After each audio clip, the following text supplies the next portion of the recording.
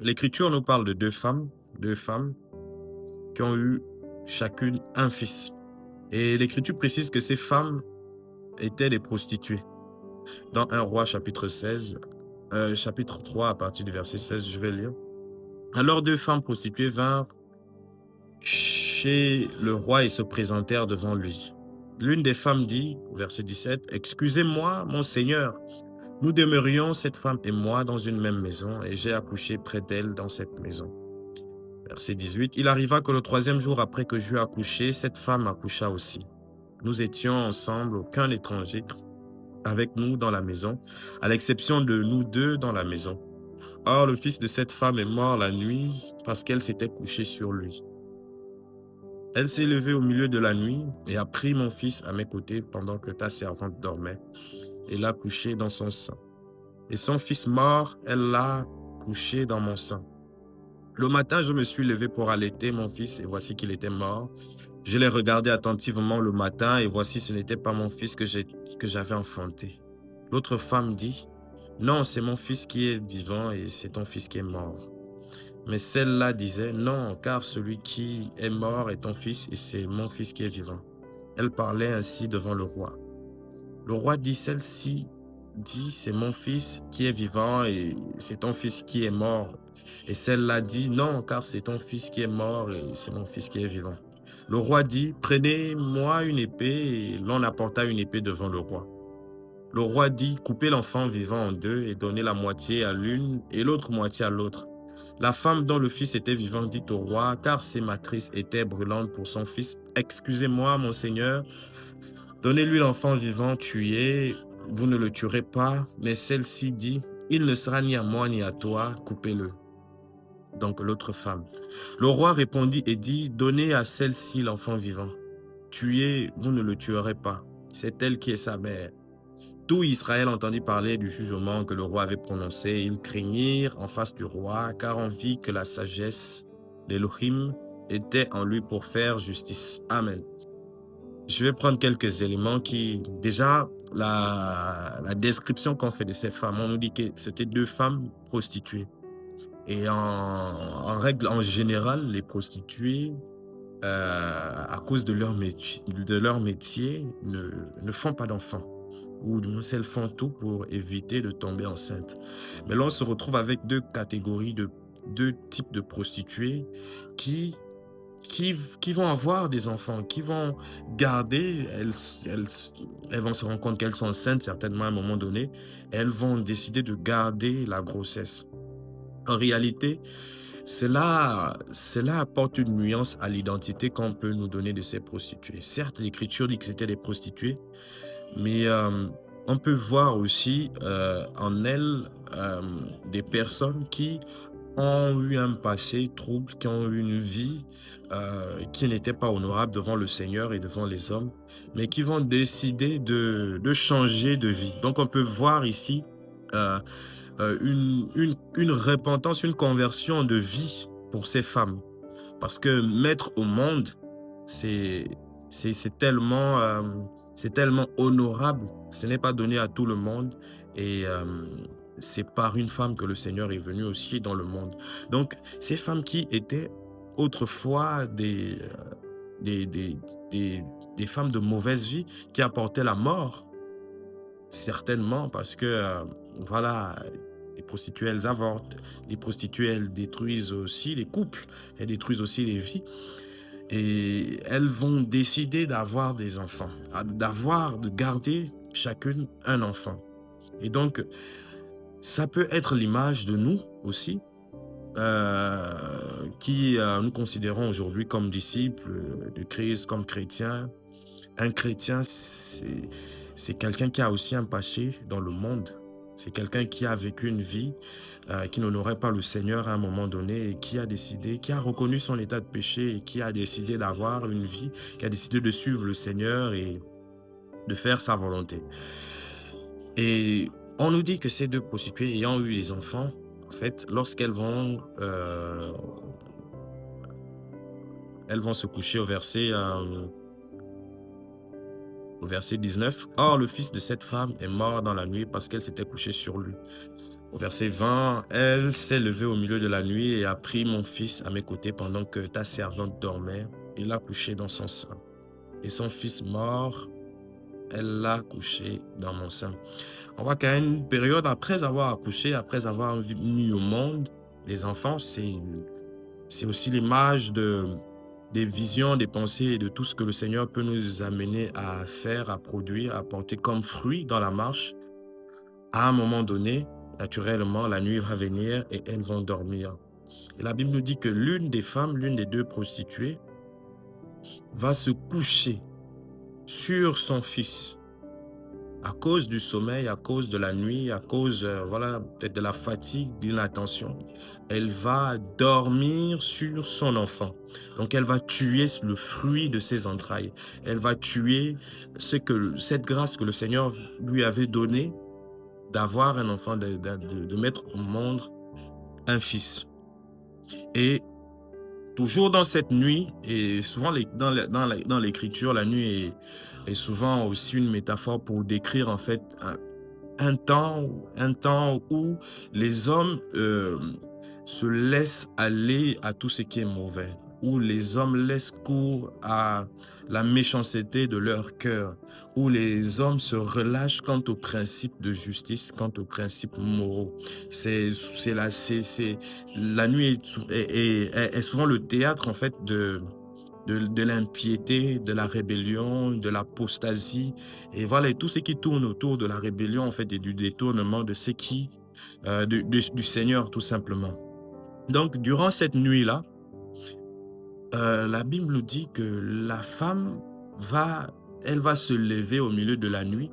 Le milieu de la nuit ici, ça me fait écho aussi ça me rappelle en fait, et certainement beaucoup aussi, Matthieu 25, où on nous parle du milieu de la nuit. Au milieu de la nuit, une voix se fit entendre, voici l'époux aller à sa rencontre. Où on nous parle en fait de 10 vierges qui dormaient, 5 étaient sages et 5 étaient folles. Et je crois que prophétiquement aussi, cette histoire en fait, où on nous parle de deux femmes prostituées. Certes, ici on nous parle des prostituées, à l'opposé de Matthieu 25, où on nous parle en fait de 10 vierges, donc qui n'ont pas connu d'homme. Mais je crois que derrière, en fait, la pensée de l'esprit est toujours nous instruire sur deux catégories, en fait, d'individus qui peuvent s'approcher du roi, deux individus qui peuvent s'approcher de l'époux, qui peuvent s'approcher du Seigneur, deux catégories de personnes, deux semences. On nous dit qu'au milieu de la nuit, elle va prendre, au verset 20, elle va prendre le fils de la femme qui n'avait pas tué son enfant par le sommeil, pendant que la servante dormait, pendant que la femme dormait. Donc, je lis ce passage dans 1 Roi chapitre 3, verset 20. « Elle s'est levée au milieu de la nuit et a pris mon fils à mes côtés pendant que ta servante dormait. Et l'a couché dans son sein, et son fils mort, elle a couché dans mon sein. » Voyez comment la nuit amène les hommes à agir d'une manière cruelle. Les temps dans lequel le monde, nous situons, sont aussi décrits comme la nuit, où la méchanceté, où les hommes se livrent au mal, où même au lieu où il est censé avoir la joie, la paix, voilà, la vie, il y a la mort, il y a le trouble, il y a la division et autres. Ça peut aussi être l'image ici d'une église, parce que ces deux femmes, on nous dit qu'elles habitaient dans une même maison. Elles étaient dans une même maison, elles n'étaient qu'à deux dans la maison. Ça peut aussi être une image des assemblées, ça peut aussi être une image voilà, de ce qu'on appelle communément église. Ça peut aussi être l'image d'une assemblée locale. On nous dit qu'elle va prendre son enfant mort, le fruit de ses entrailles qu'elle avait détruit à cause de son sommeil, à cause du fait de son absence de veille.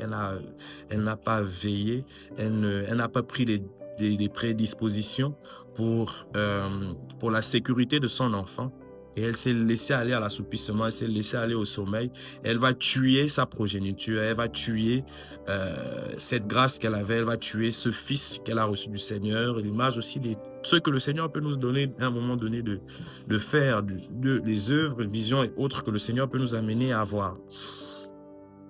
Elle va, elle va profiter du sommeil, elle va profiter de l'absence de vie, parce que le sommeil, c'est aussi la mort, c'est aussi l'image de la mort, c'est aussi synonyme de la mort aussi dans les Écritures. Donc cette femme dormait, elle était dans l'assoupissement, celle qui avait l'enfant encore vivant. Elle ne s'est pas rendue compte, elle ne s'est pas rendue compte que, voilà, de ce qui était en train de se passer. Pendant qu'elle dormait, ben, l'autre prostituée, l'autre femme va échanger en fait les enfants. Elle va prendre la vision, le bébé, la progéniture, voilà la grâce de l'autre parce que l'autre était, voilà, elle était désarmée, elle dormait, elle ne veillait pas. Elle va prendre cet enfant et va laisser son fils qui était mort. Et la parole nous dit le matin, et le matin, c'est aussi synonyme de Yehoshua. Le matin, le soleil levant, le jour, tous ces éléments, ce sont aussi les synonymes de la vie, du règne du Seigneur, de Yehoshua.